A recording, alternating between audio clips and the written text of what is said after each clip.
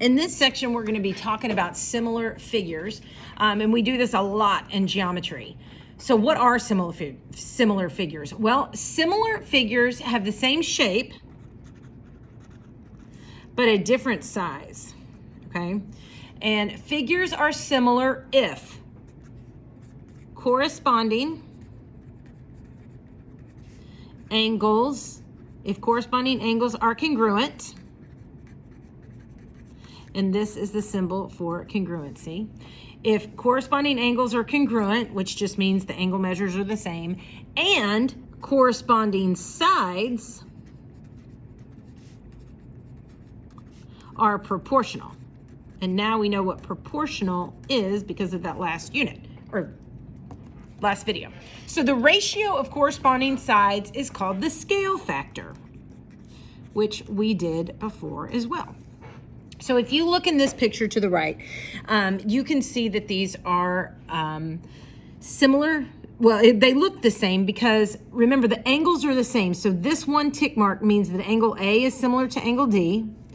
2 tick marks on B and 2 tick marks on E means that angle B is equal to angle E, and 3 tick marks on C means that angle C is equal to angle F. So I know that all of the angles are equal. That's fine. But now what I want to do is I need to set up and ask, well, are the sides equal to each other? So looking at the picture, I know angle A is congruent to angle D. Remember, congruency is this an equal sign with this congruent mark above it.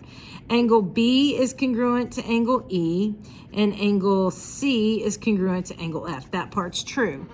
Now let's look at the sides. So if the sides are proportional, that means that AB needs to be proportional to DE. And notice ordering's important.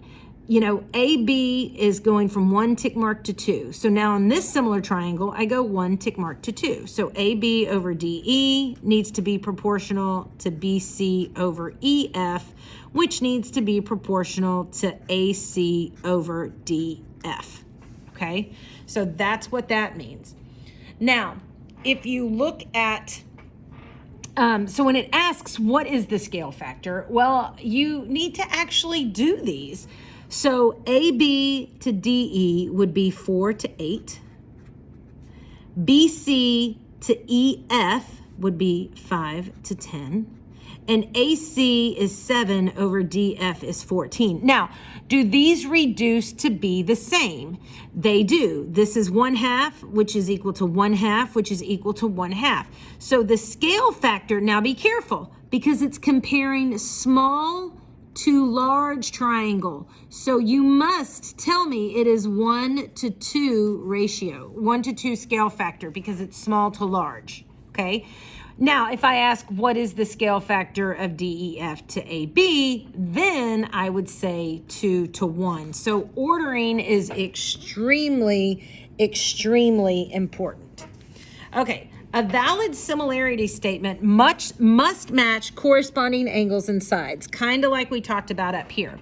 So if I wanted to write a similarity statement for the triangle above, I could say that triangle ABC is similar, not congruent because they're different size, to triangle DEF.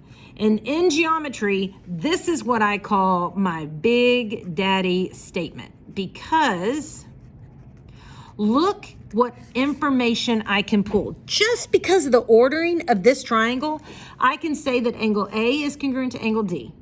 I can say that B is congruent to E because they're both in the middle. And I can say that C is congruent to F because these are on the ends. I can also look at the sides from this and say that AB is proportional to DE. BC is proportional to EF, and AC is proportional to DF, just because this statement is ordered in this way. That allows me to pull out all of this information in 2 and 3. Okay, so that is a Big Daddy statement. If you've got one of these, you can set up statements, okay? Now, when you're finding measure, because the sides of similar figures are proportional, we can use a proportion to find a missing side length. We simply match up the 2 pairs of corresponding sides. So if I look over here, I know my scale factor is well, I can say it's 2 to 3 because 2 and 3, those sides are given to me. So I'm going to set my proportion up, and I can set it up a couple of ways. I can set it up using the scale factor, which is probably what I want to, which is what I want to do. So small, and again, you can use your tic-tac-toe, and you can do small to large so you don't get lost in translation. So small is 2, and then the corresponding side is 3. The small is 8, and the corresponding side is x. Now, I set up my proportion, use cross products, and I get 2x equals 24. X then equals 12. Okay, so x equals 12 units. All right, let's take a look at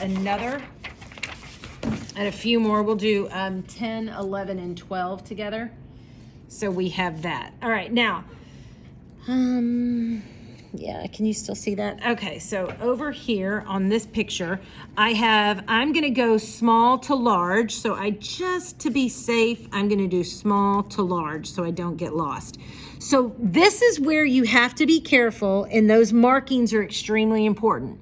If you look at this side, I'm going from 1 tick mark to 2 tick marks, so the small is 21. On the large triangle, I need to look for the exact same piece, going from 1 to 2. So it's 1 to 2, so 28. 21 over 28 is going to be my, if I wanted to find my scale factor, of course I would reduce that. So the scale factor here would then be 3 to 4, okay? So I could reduce that if I wanted to. So 21 to 8, and now I'm gonna do small is 24 to x. So I'm gonna reduce it because it makes math easier. So instead of using 21 over 28, I'm gonna use 3/4. So now when I cross multiply, I have 3x equals 4 times 24 is 96. And then when I divide both sides by 3, I get x equals 21. Okay, so you can do it like that. If reducing this fraction confuses you, then keep it as 21 over 28 and you can cross multiply. You just got some division to do at the end. Okay, it's just more the proportion that I'm concerned about. Okay, so always look at your ordering. So here, I want to find my scale factor first. So I'm only going for x. So I'm gonna use, maybe I'm gonna go from large to small now. So I want to keep it consistent, large to small. So now I'm looking for the 1 tick mark to 2 tick marks, and they're both the same, 16 and 16. So I'm good to go there. So large is 16, and the small is going to be 1 to 2 is 5. 1 to 2 is 5, just double checking. So here's my scale factor. And then this large one is x, is represented by 30 over here. So I have 30 over x. Now my proportion is set up, and now I can cross multiply. 16x equals 150. Divide both sides by 16, and I get x equals 9.375. Okay? All right. Now, look at my Big Daddy statement. This tells me so much. I'm looking for ST. So the first thing I'm going to do is I'm going to go hunt down my scale. And I can do this a couple different ways. I'm going to do large triangle, and then we have a small triangle. So let's find, I know over here I can find my scale factor because PQ is the total length, and that totals 64, okay? So I have a large and I have a small. So the large triangle side is 64, and the small triangle is 25.6. So that's my scale. I'm asked to find ST, which is right here. So my large triangle length is 48, and my small triangle length is X. Now I have a proportion that I can set up, and I have 64 times X equals 48 times 25.6 with the magic of camera is 1,228.8. And then when I divide both sides by 64, I have X equals 19.2. So hopefully you saw how I got that. I know I talk fast, so surely you were slowing me down. Okay, now we have another beautiful Big Daddy statement. So the first thing I'm gonna do is I'm gonna look for my scale factor. And I'm gonna go from small to large. So I wanna see, who does CE correspond to? Well, CE, if I look at my statement, corresponds to FH. So CE is 6 and FH is 10. Does everybody see how I'm getting that? That's just by looking at the ordering of my statement. CE, which is here, corresponds to FH, which is 10. So 6 to 10. And now I'm looking for DE. So I'm going to put an X there just to show me. And then who does DE correspond to? DE corresponds to GH. So what is GH represented with? GH is 11 2/3. Okay, or 11.6 in the calculator. That may be easier. I can reduce this fraction if I want. If not, it's fine. So I'm still going to cross multiply 10x, and I get 6 times 11.6.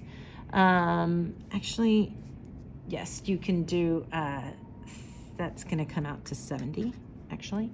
And then when you divide both sides by 10, I get x equals 7.